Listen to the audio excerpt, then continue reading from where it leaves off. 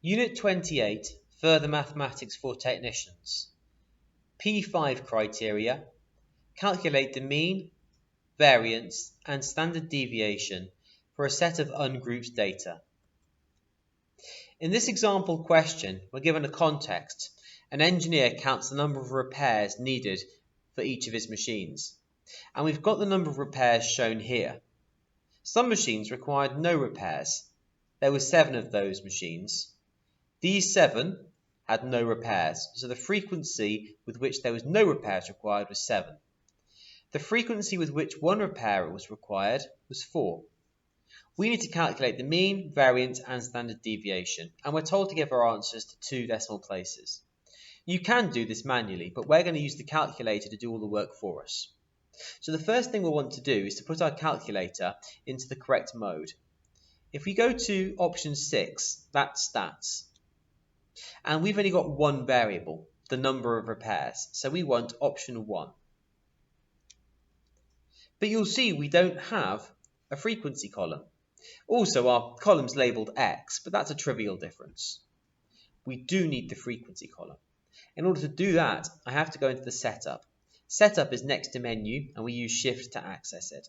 So Shift, Setup, but none of these options have anything that we want. So by using the arrow keys to scroll down, I can see now the third option available on this page is for stats. And I want to turn the frequency on. And now you'll see I have a frequency column just like I do here. I next need to enter these data. 0 and equals to put it in the table. 1 equals, 2 equals, 3 equals, and 4 equals. You'll notice here that the frequencies have all been set to 1. We can't have a frequency of 0, but we can go and edit these 1s to make them what we need from our table. 7 equals, 4 equals, 3 equals, 5 equals, and 1 equals. Once I've typed all of that in, I can go to options and I can go to option 3, the one variable calculations. Now here I have some of the information that I need. The first piece of information is that X bar is 1.45.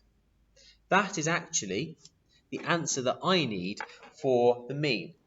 The mean in this question is 1.45. So let's write that in.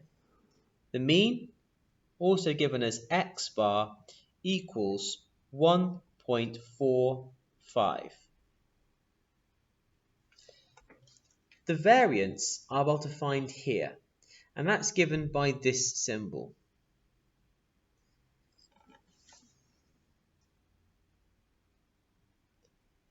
The variance in this case is 1.7475, but we've been told to give it to 2 decimal places, so that would be 1.75. In order to get the standard deviation, that's the square root of the variance, but we've got that here, 1.32 when rounded. And I've now managed to answer that question using the calculator to do all of the working out for me. There are many other items on here that you could use for different jobs. However, we want to find the mean, which is X bar, the variance, which is sigma squared, and the standard deviation, which is sigma.